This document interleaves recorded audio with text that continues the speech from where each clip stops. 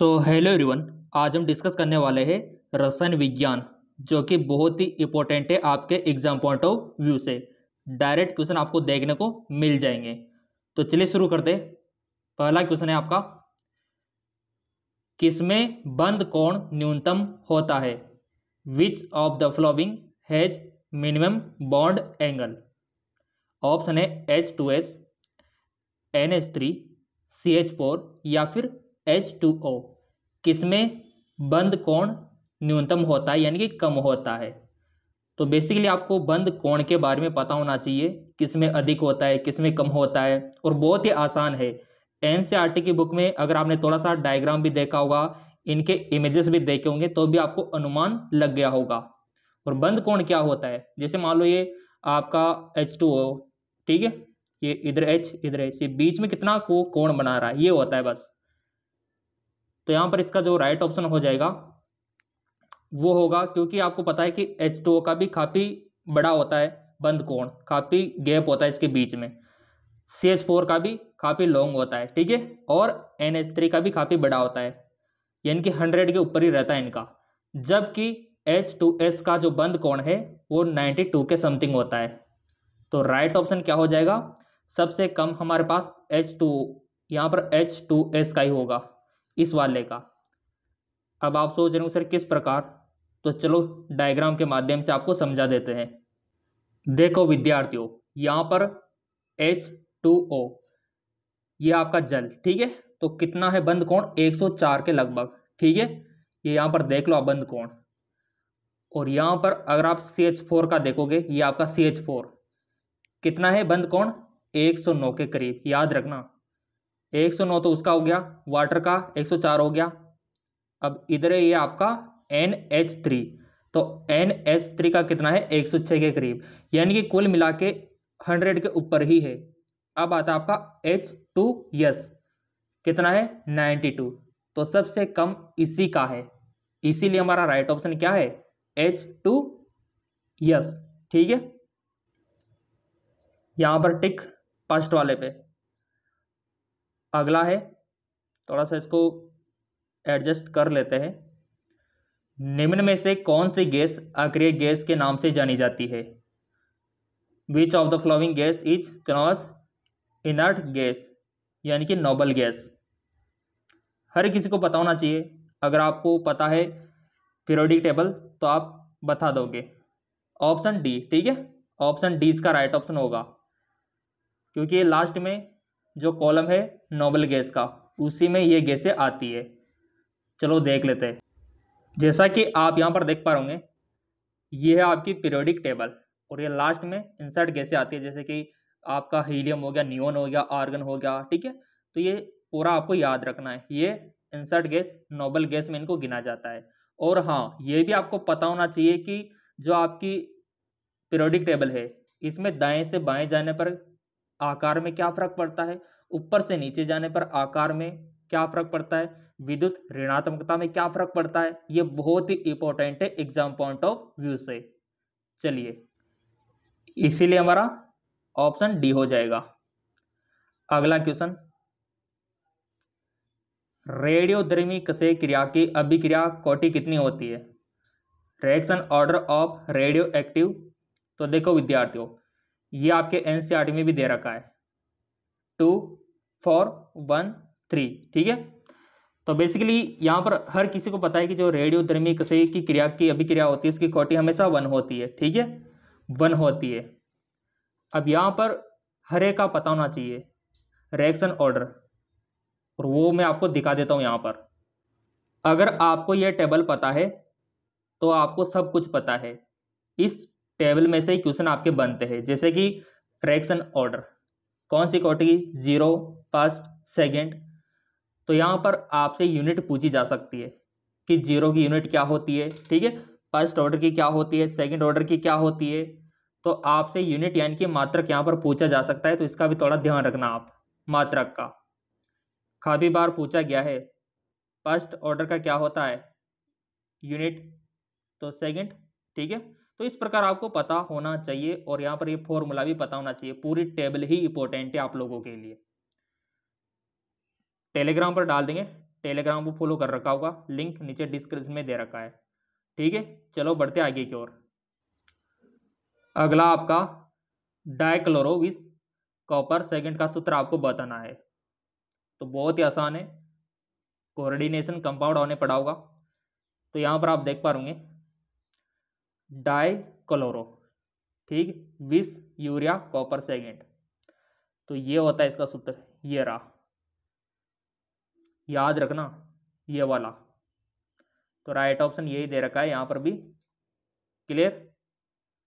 अगला hydrogen bump निम्न में से किसका उदाहरण है? बहुत ही इंपॉर्टेंट है। यानी कि जो हाइड्रोजन बम्प होता है, कौन सी क्रिया उसके अंदर होती है? क्या वहां पर नाभिकीय संलीन होता है, नाभिकीय विखंडन होता है, या रासायनिक अभिक्रिया होती है, या इनमें से कोई नहीं? हाइड्रोजन बम्प बताओ किसका उदाहरण है? बहुत ही अच्छा क्वेश्चन है।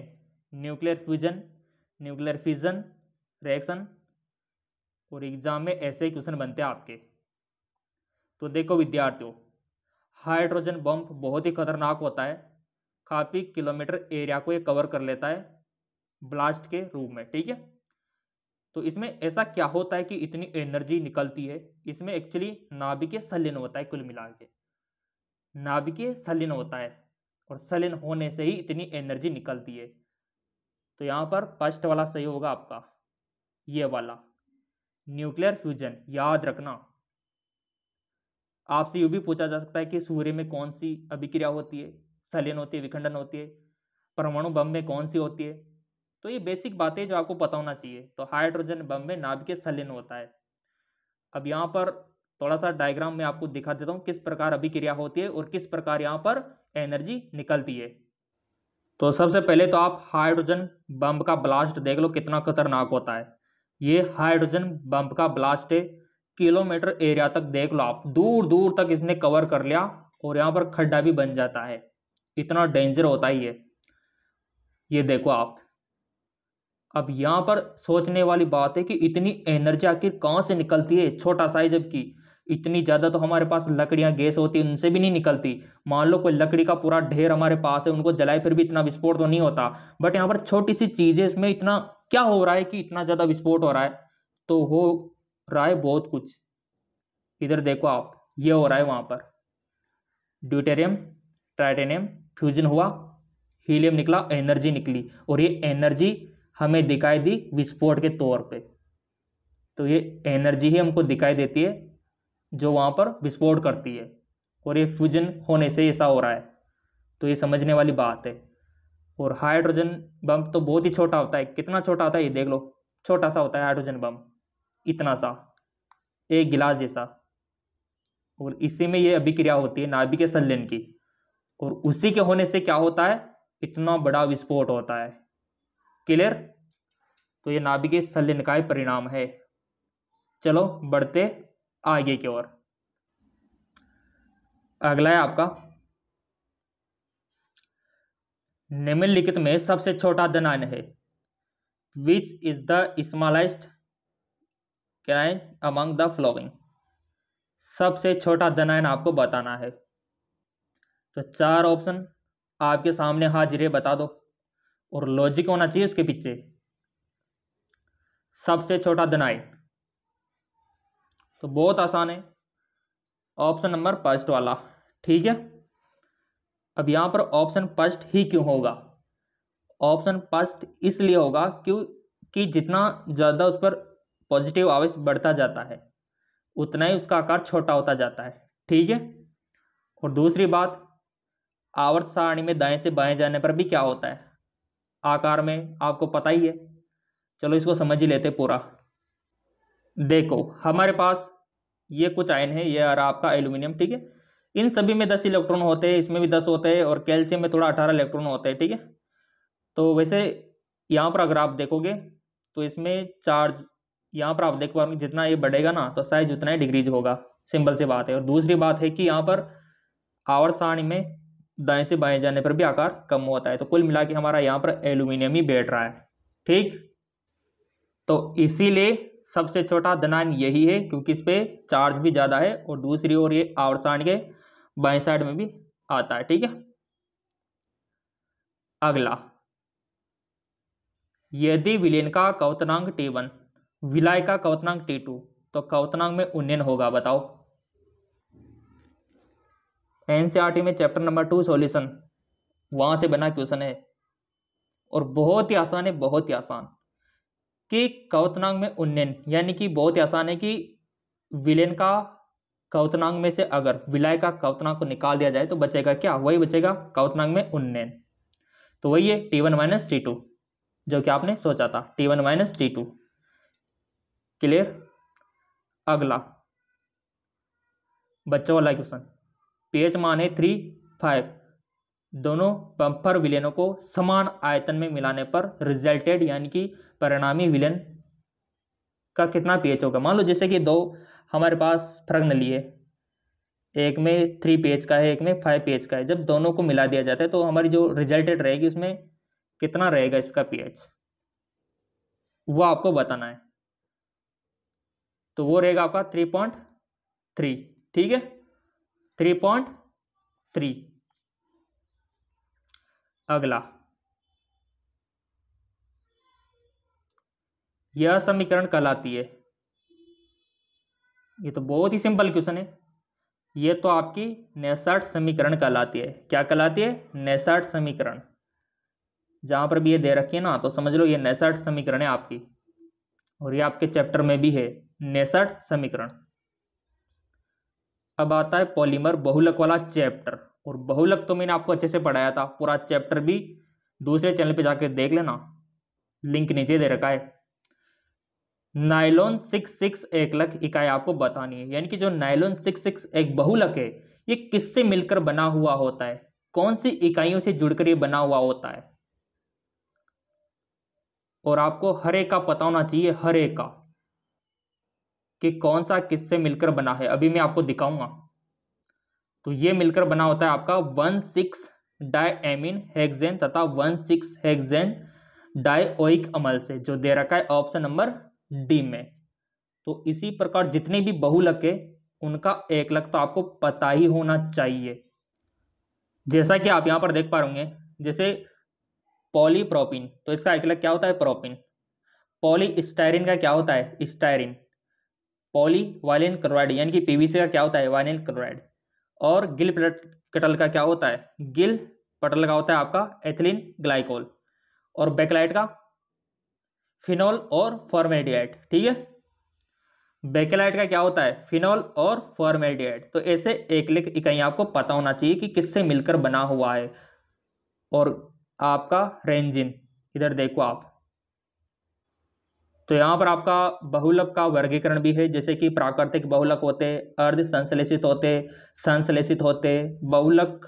तो यहाँ पर आपका स्रोत के आधार पर, तो प्राकृतिक में क्या क्या आएगा? सेलुलोज आएगा, प्रोटीन आएगा, रेंजिन आएगा। और कृत्रिम में क्या क्या आएगा? प्लास्टिक आ गई, बोना एस आ गया। ठीक है, नायलॉन 66 आ गया। तो ये बेसिक जानकारी आपके पास होना चाहिए। अगर आपसे कोई पूछ ले कि आपके घरों में जो पेन यूज होता है ये वाला, ये कौन सा बहुलक है? वेरी सिंपल, टेफ्लॉन का। ठीक है, ये टेफ्लॉन का बना रहता है, तो ये भी आपको मालूम होना चाहिए। चलिए अगला है रासायनिक विन्यास आपको बताना है, कॉन्फ़िगरेशन, और सोच समझ के बताना। पहले चित्र को देख लो आप, ये चित्र डायग्राम को अच्छे से देख लो, फिर आपको बताना है। देख लिया? अच्छे से आके खोल के देख लो। आई होप आपने देख लिया होगा। अब यहां पर ऑप्शन है लियो समावेव है, डेक्स्टो है, या फिर ट्रांस है, या फिर सिस है। अब बता दो आप, इमेजेस आपने अच्छे से देख लिया, अब बताओ आप ये कौन सा है, कौन सा लग रहा है आपको? बहुत ही आसान है, आइसोमर आपने पढ़ रखा है, और आइसोमर से हमेशा क्वेश्चन बनते हैं। आई होप आपने सोच लिया होगा आपका जो आंसर है। तो देखो विद्यार्थियों, ये जो संरचना है ये है आपकी ट्रांस समावेव। क्या है? ट्रांस समावेव। अब आप बोलेंगे सर कैसे? तो बहुत ही आसान है। यहाँ पर आप देख पा रहे होंगे कि ये जो समूह है ये अपोजिट साइड पे है। इधर ए है तो इसका ए इधर है, ये बी है तो इसका बी इधर है। तो पहले तो मैं आपको ट्रांस और सिस को अच्छे से समझा देता हूँ। जैसा कि आप यहाँ पर देख पा रहे होंगे, सिस में एक्चुअली होता क्या है, जो समान समूह है वो एक साइड एक तरफ रहता है, ठीक है, इधर देखो। और ट्रांस में क्या होता है, जो समूह है अपोजिट साइड रहते हैं, जैसे कि यहाँ पर आप देख पा रहे होंगे। तो इसमें भी ऐसा ही है। सिस में क्या होता है, जो आपका फंक्शन ग्रुप है वो सेम साइड पे होता है, जैसे कि इधर सेम साइड। और जो ट्रांस है इसमें अपोजिट साइड पे होता है, जैसे कि ये CH3 है तो इसमें उल्टा है, ये H है तो इधर उल्टा है। तो यही मतलब होता है सिस का सेम साइड, ट्रांस का अपोजिट साइड, ठीक है। आई होप आपको क्लियर हो गया होगा। तो हमारे यहाँ पर जो ये डायग्राम है, ये जो इमेजेस है, यहाँ पर भी वही सिचुएशन है कि इसमें जो समूह है वो अपोजिट साइड पे है। जैसे कि ये बी है ना, तो ये उधर उल्टा गया, ये ए है तो ये इधर गया, ये इधर है तो इधर गया। तो अपोजिट साइड पे होने के नाते यहाँ पर ट्रांस समावेव है। क्लियर? और राइट ऑप्शन भी यही है, ट्रांस समावेव। चैनल सब्सक्राइब कर रखा होगा तो क्वेश्चन तो मिलते रहेंगे आपको, चिंता बिल्कुल भी आपको नहीं करनी है। प्रोटीन का एक उदाहरण है, example of protein, cephalin, lecithin, insulin. बच्चों वाला क्वेश्चन है, देखो प्रोटीन का एक उदाहरण, तो वो है इंसुलिन, ठीक है, इंसुलिन जो कि एक हार्मोन है। अगला, जीवित कोशिका में सबसे महत्वपूर्ण ऊर्जा स्वाहक है, most important energy carrier in living cell, वो है आपका ATP, एडिनोसिन ट्राइफॉस्फेट, ठीक है। अब अगला थोड़ा न्यूमेरिकल है, और आपसे 2-5 न्यूमेरिकल हमेशा पूछे जाते हैं, और न्यूमेरिकल का लेवल यही रहता है। इधर देखो आप, रासायनिक अभिक्रिया में यदि 300 केल्विन टेम्परेचर पर डेल्टा H हमको दे रखा है, कितना, 150 किलो जूल, और डेल्टा S भी दे रखा है, और यहाँ पर G हमको ज्ञात करना है। तो यहाँ पर टेम्परेचर दे रखा है, डेल्टा H हमको दे रखा है, डेल्टा S दे रखा है, तो डेल्टा G आपको बताना है। बताओ, चाहे तो आप वीडियो को पॉज करके भी इसका सॉल्यूशन निकाल सकते हो रफ पेज पे, और निकालने के बाद यहाँ पर आंसर चूज कर सकते हो। तो यहाँ पर हमने तो निकाल लिया, और निकालने के बावजूद जो आंसर हमारा आया वो आया हमारा 120 किलो जूल। क्या आपका भी यही आया? अगर यही आया है तो सही है। अब यहाँ पर काफ़ी सारे विद्यार्थी पूछेंगे सर 120 कैसे आया, तो चलो इसका एक्सप्लेन करके हम आपको दिखाते हैं। जैसा कि आप यहाँ पर देख पा रहे होंगे, हमको डेल्टा G ज्ञात करना था, और डेल्टा H हमको दे रखा है, और इक्वेशन भी यही होती है। बस आपको इक्वेशन पता होना चाहिए कि delta G equal to delta S minus T delta S। तो हमको डेल्टा H दे रखा है, हमको T दे रखा है, डेल्टा S दे रखा है, तो बस यहाँ पर मान भर दो पूरे के पूरे।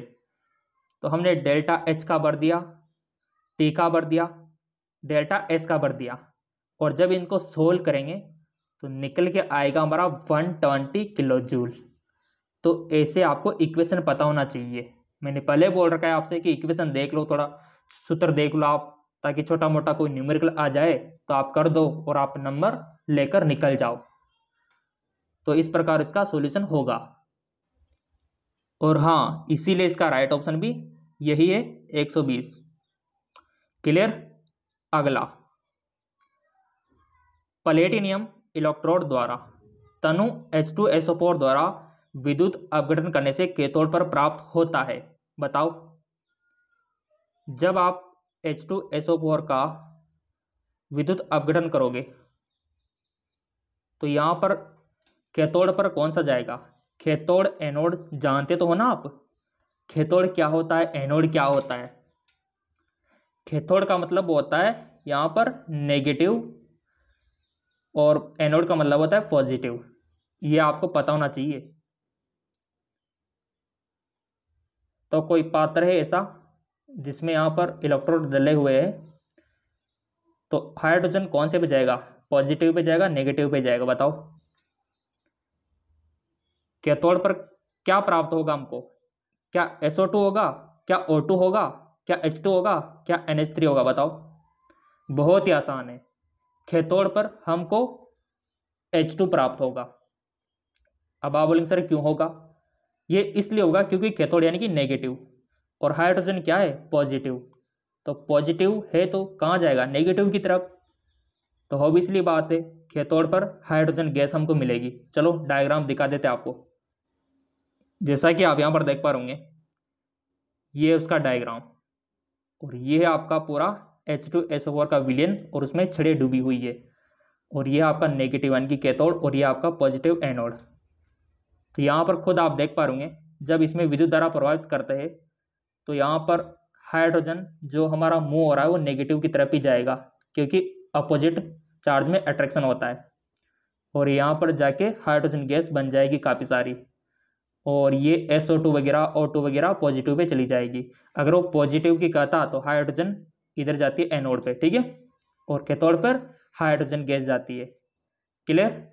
चलिए, सो यहाँ पर इसीलिए हमारा हाइड्रोजन सही आंसर होगा, क्योंकि हाइड्रोजन पर पॉजिटिव आवेश होता है और कैथोड पर नेगेटिव होता है, तो ये हमेशा नेगेटिव की तरफ ही भागेगा। अगला क्वेश्चन, एक काला सल्फाइड जब ओजोन के साथ क्रिया करता है तो सफेद हो जाता है, सफेद यौगिक आपको बताना है। बहुत ही आसान है, बहुत ही आसान। तो एक काला सल्फाइड का सूत्र पता होना चाहिए पहले तो आपको, फिर ओजोन के साथ उसकी क्रिया आनी चाहिए। तो छोटी मोटी रिएक्शन तो आपको वैसे याद होना चाहिए, ताकि आप कोई भी इक्वेशन आ जाए तो हल कर दो। सो यहाँ पर हमने इसको सोल्व किया, ये ब्लैक आपका सल्फाइड आ गया और ये ओजोन गैस, तो यहाँ पर निकल कर आया हमारा PbSO4, ठीक है, वाइट PbSO4 निकल कर आ गया। देख लो इक्वेशन ऐसे कमाल की होती है आप लोगों के लिए, केमिस्ट्री में यही इंपॉर्टेंट है।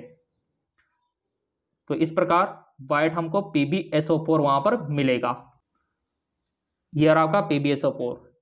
अब हमारे पास काफ़ी सारे विद्यार्थियों के कमेंट आते हैं, सर ये PDF हमको चाहिए, हमको सिलेक्शन चाहिए। तो PDF आपको मिल जाएगा, उसके लिए आपको MCAS अकेडमी ऐप डाउनलोड करना होगा। कौन सा ऐप? MCAS academy. लिंक नीचे डिस्क्रिप्शन में दे रखा है, वहाँ से डाउनलोड कर सकते हो, PDF पा सकते हो।